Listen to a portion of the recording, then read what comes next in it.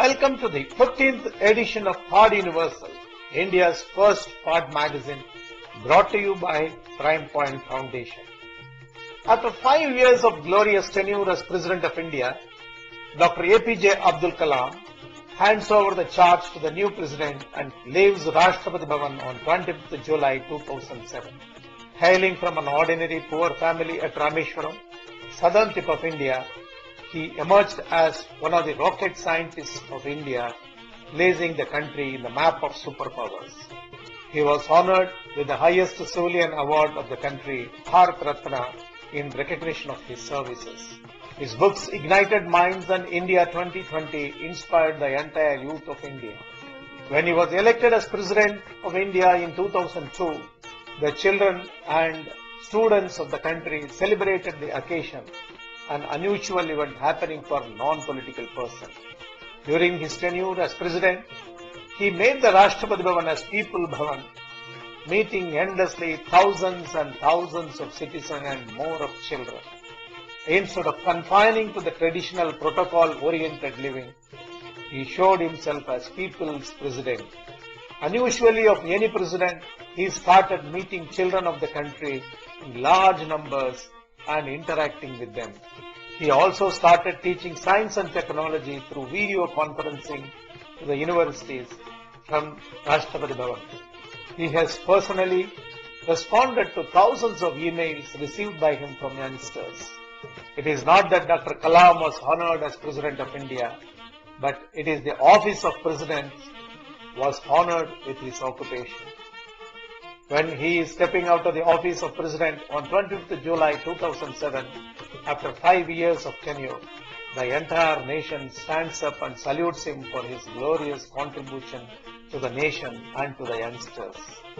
In an exclusive conversation with me, Professor S Rajan, a close associate of Dr. Abdul Kalam and co-author of the book India 2020 with him, speaks about the achievements of Dr. Kalam and his future plans.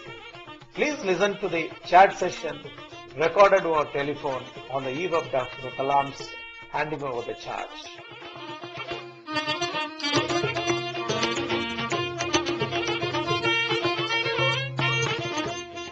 Sir, what are the major contributions of Dr. Kalam for the growth of the country during his tenure as President in the past 5 years?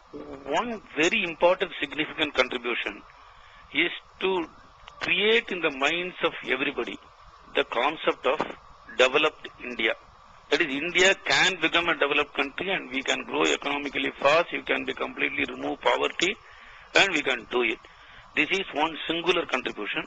Of course, the subset of them is to highlight some important areas, then providing urban facilities in the rural areas and things like that. And also above all, to harness the youth towards the nation building. And this is one side. Another side, he brought Rashtrapathi Bhavan into a People's Bhavan in the sense that everybody can access, going to all part of the country, state capitals, towns, villages, every part several times, and that accessibility gave a lot of confidence and good feeling to all people. So do you think this ideology are strongly embedded in the minds of the youth? I think in general, the idea of developed nation, he started telling it almost after the TIFAC war, 96 onwards and then 98 after the book. When he became president, the fact that we can become developed, I think it has been embedded. There are also various other factors because India started really growing. When we did in 96, it was one type. And Indian growth rate started increasing. And many things in many areas, there was a resurgence, GDP was growing, and India was getting noticed. So in general, various of these things, plus the fact he was going on telling people, created a situation almost everybody believes now. That we will, in fact, people are thinking, can we do it faster? Can we do it earlier? Sir, will India Vision 2020 be just a topic for debate after his exit from the Rashtrapathi Bhavan?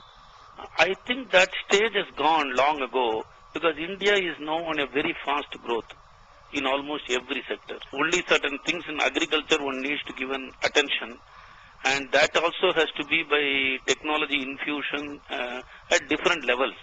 One is the upper end agriculture, then middle end and then lower end. All of them will require a different approach. But otherwise in many areas, like manufacturing, IT, and these things, it has taken off very well and doing very well. Even in agro-processing, education is to be liberalized. This is one item single, it has to be come out of the government fetters in everything, and also single agency fetters. Monopolies have to be removed. Another one is the health area. If these attentions are given for some more years, I think it will automatically take off. The question that we are on a path, India is on a path of growth, is I don't think it can be reversed by anybody now. Is Dr. Kalam the teacher more needed now in the society, or Dr. Kalam the president? I think Dr. Kalam should not be seen in those mode, because I have seen him right as a rocket engineer, then as a SLV project director, then a program director for missile program, the FI. Later he became secretary in the department of DRDO, chief. Along with that, chairman TIFAC he was heading, and several other things. And then was a principal scientific advisor, then went off as a professor, then took off as president. See, one good thing about him is, wherever he goes, he has one very, very good charisma. Then in addition, he has a lot of inner desire to do something. So wherever he goes and whatever he takes up, he will bring that place, he will light it up. So will he continue his activity with the nation building and youth building after he comes out of Rashtrapathi Bhavan? Yeah, I think that is one of his strong point of agenda. He goes on meeting people and talking to people, and also enabling things which can develop various forms of strengths in the country, augmenting the strength, bringing new ideas. I think that he will continue. How he plans to do that? Any ideas, anything that you have discussed with him? No, I have. That there are many, many features. He will have some visiting professorship in Anna University. He will take a few courses. Then that Gandhigram University, Dindikal, that is going to come immediately very soon. Then he will, along with them, he is also going to discuss that Pura project.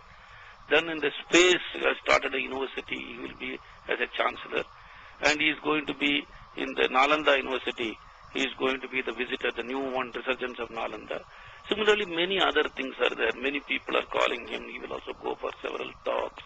There are many things. He will stay in Delhi, but he will be reaching all parts of the country, and even perhaps even be going abroad. Many of these things to muster support for India, Indians, and also energizing in them. What are the challenges that he faced during his presidential tenure? I think it is just a question of transition, which many thought that he may not do because he was a scientist and project director, etc., etc. But I think it is a question of understanding it and then using that various constitutional processes. And he has done by and large extremely well in that. In addition, he just didn't confine it to those files and those ceremonial positions alone. Because normally he is not so much used to ceremonial position, but he did it very well. When he went abroad also, he did very well. But with all that, he brought his own charm, a simplicity, accessibility, reaching people, opening it up, and don't keep it like a mystery, some mythical, mysterious figure. So these type of things, so each one of them was a challenge by itself. So that itself was a good thing, and for him, he has got a golden touch. He does all these very well.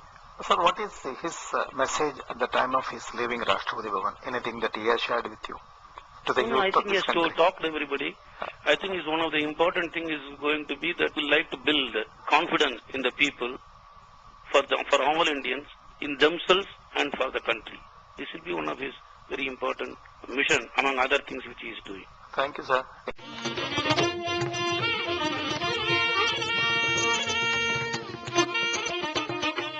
That was Professor S Rajan, a close associate of Dr. Kalam and co-author of the book India 2020 with him, speaking about the achievements. Let us all join in saluting this great man for his great achievements. Friends, for updates of Pod Universal, keep visiting poduniversal.com.